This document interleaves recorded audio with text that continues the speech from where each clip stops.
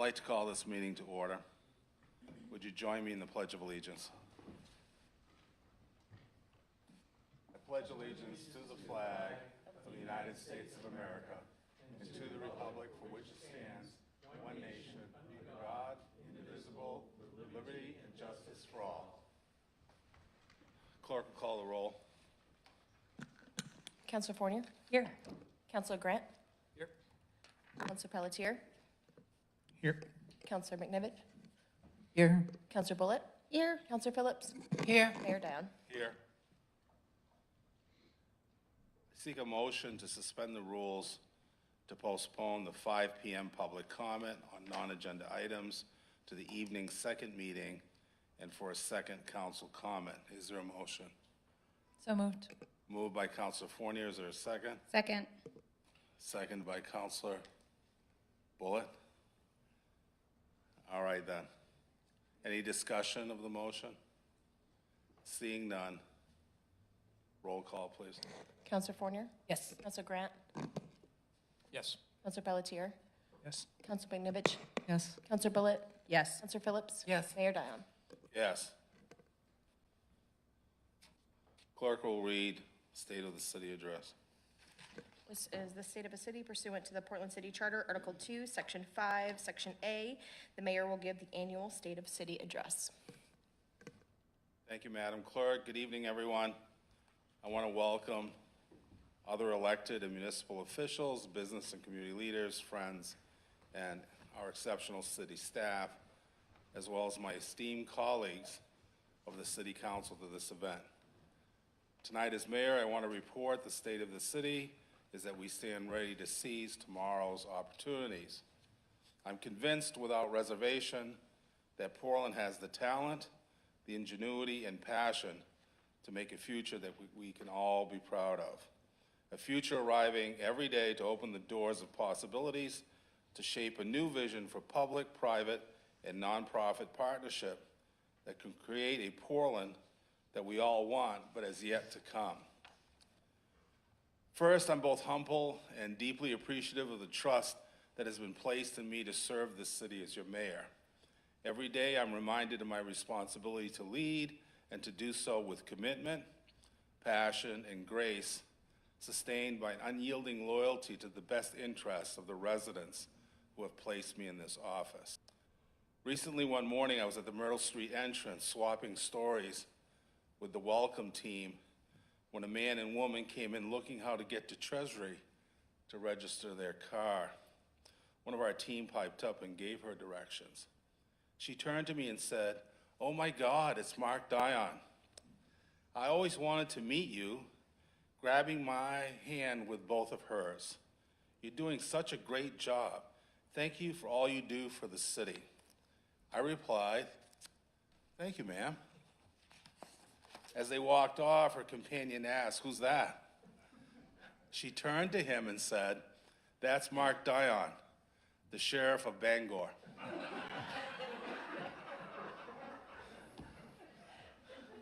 The sheriff of, I have to say that again, the sheriff of Bangor.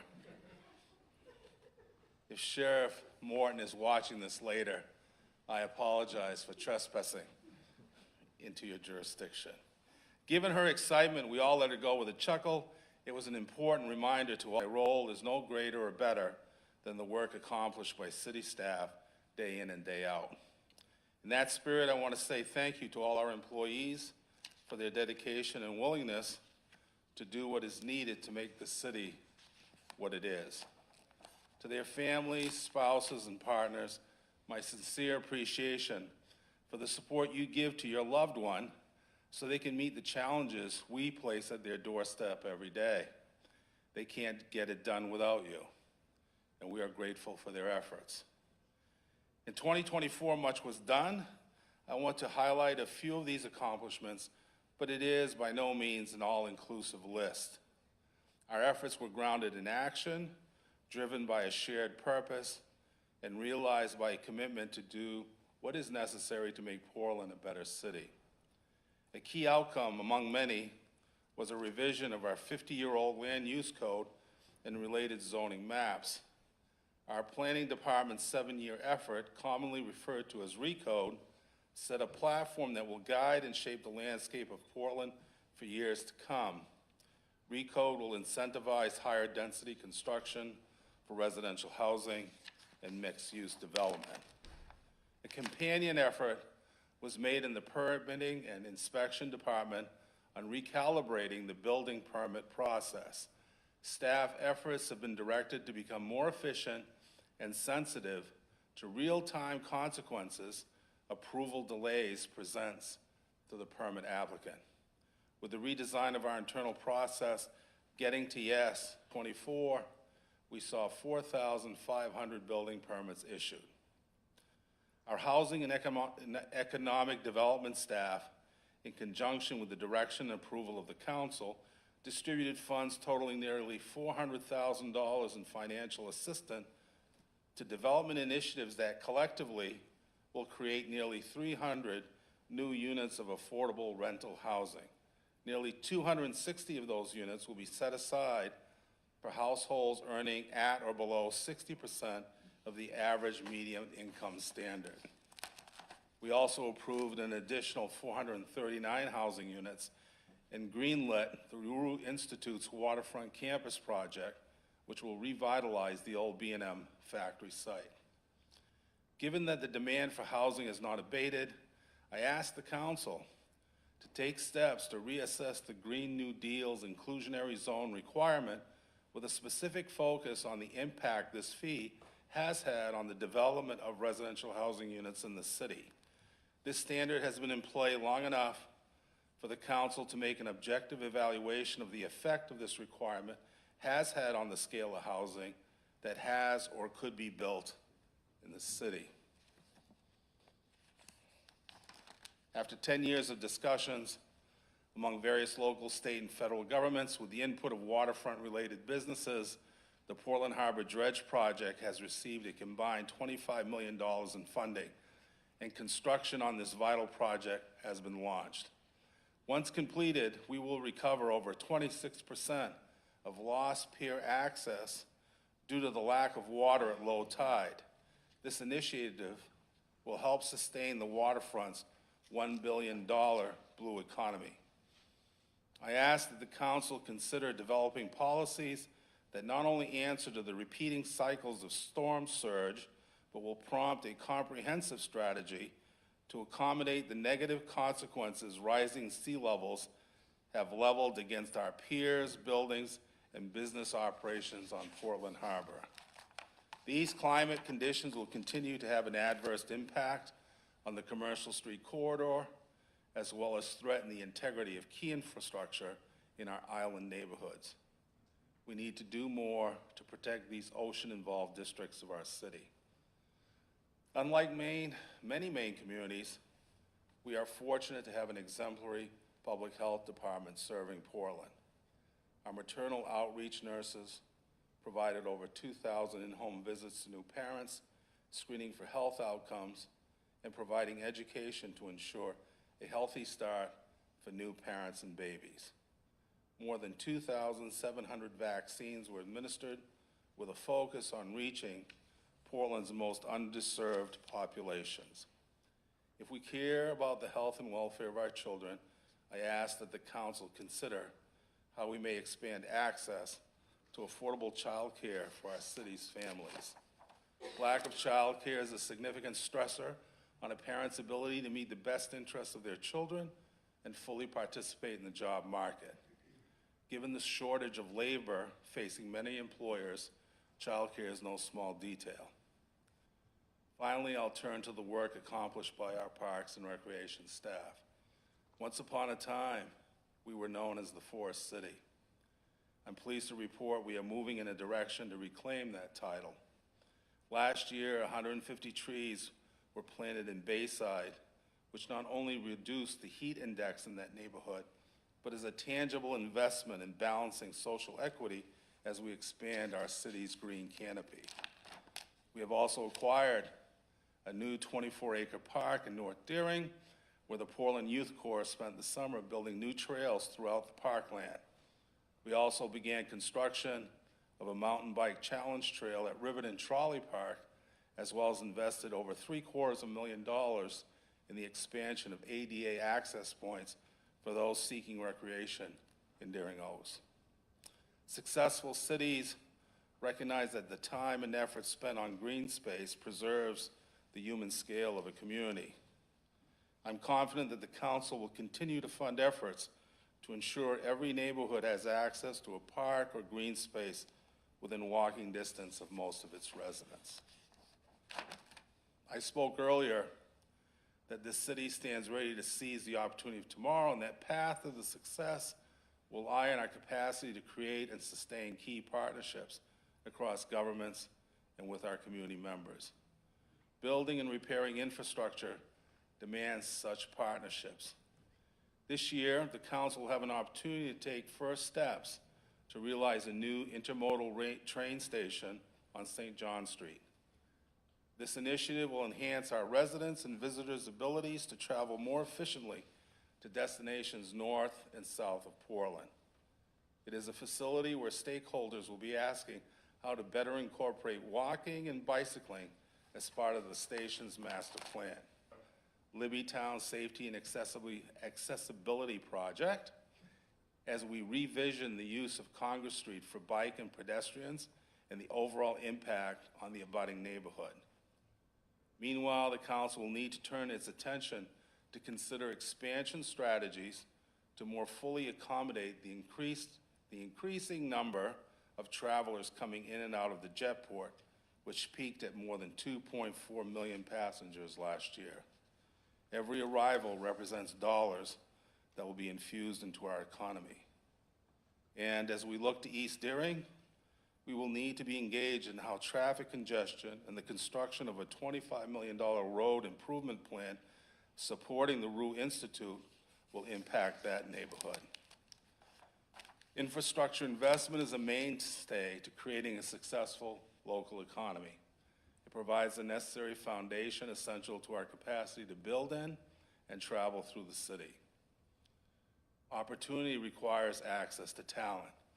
Creating that talent necessitates intentional collaboration with the University of Southern Maine, the Maine College of Art and Design, the Rue Institute, the Muskie School, Maine Law, and the University of New England. These institutions have and can develop a class of future community leaders trained in the arts, medicine, law, public policy, business, and hard science research that we need. We need that emerging talent pool to move our city forward. We can no longer afford as a city to be passive consumers of the future potential represented in these students. No other city in the region has access to this much intellectual firepower in their community. These students present a resource that can expand our economic capacity or help solve problems that today do not seem to be in reach of a solution. I ask this council to the best workforce available to Portland or the state of Maine.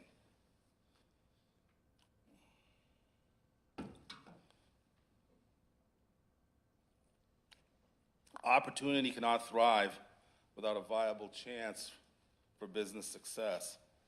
At every business license approval, I congratulate new or renewing licensees by wishing them much success and thanking them for their decision to choose to build their dream in our city.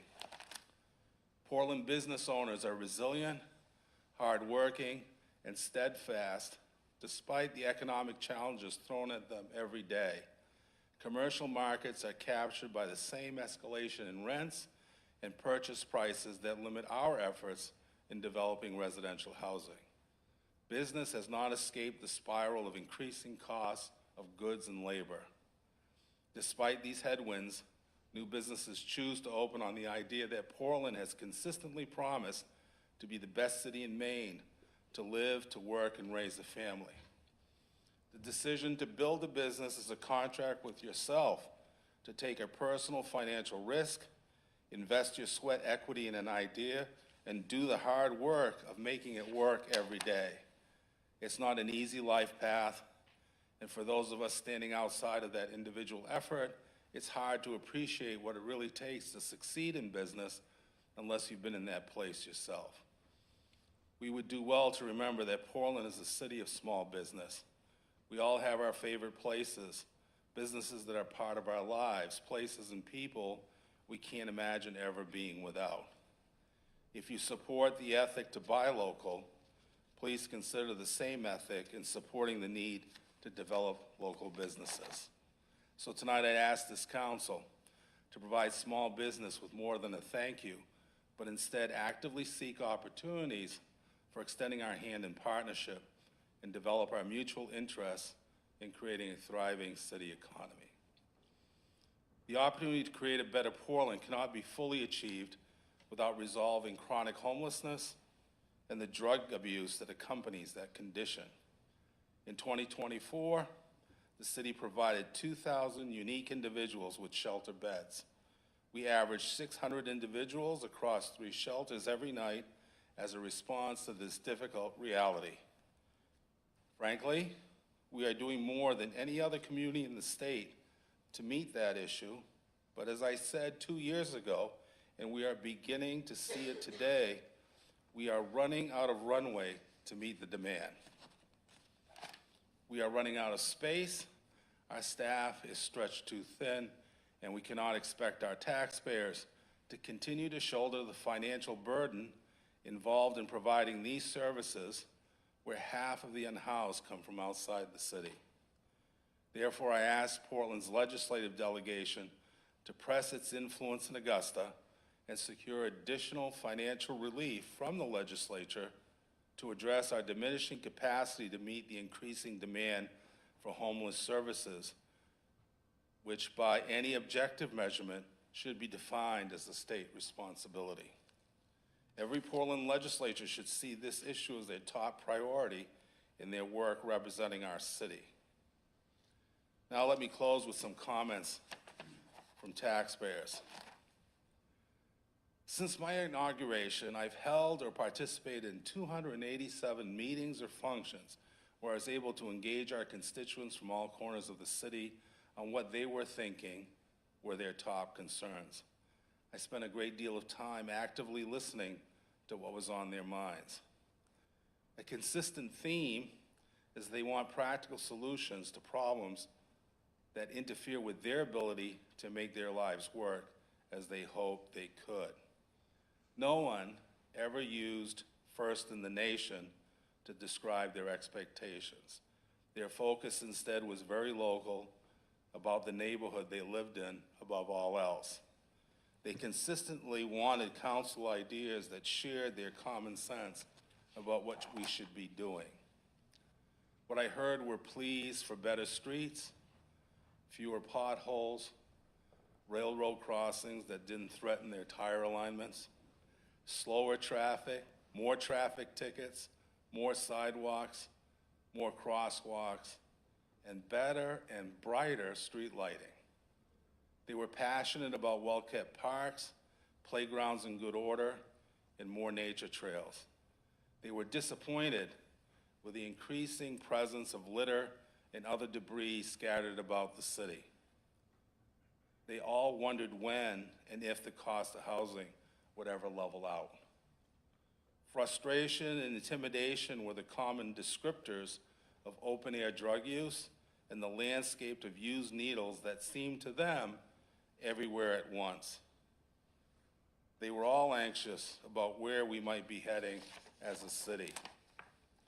Despite that, many shared stories of positive interactions with city staff, and it left them wondering why we can't get it done on the issues I've just described. But the one point they all share was a sense the city is not as safe as it once was. Our police department, while understaffed, is doing the best they can with the resources it has. But the nature of crime has changed. The incident of gun-involved crimes is escalating and becoming almost routine. People are fearful from personal experience and from the possibility that they may be personally involved in such an event at any time. They express an idea that it's not likely worth the time to report even a minor crime because nothing will come from it.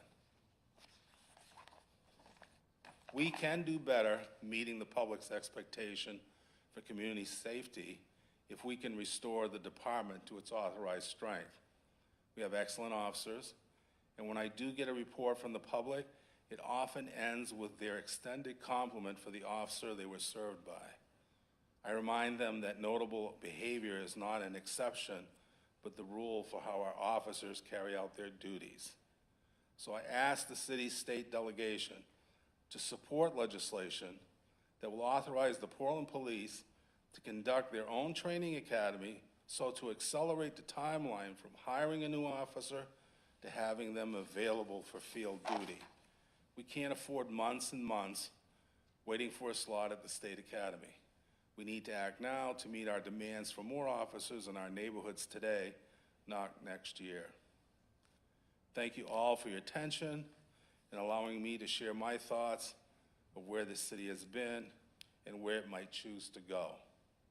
Our finest moment isn't coming tomorrow. It stands before us today. God bless all of you. God bless our city of Portland. Thank you.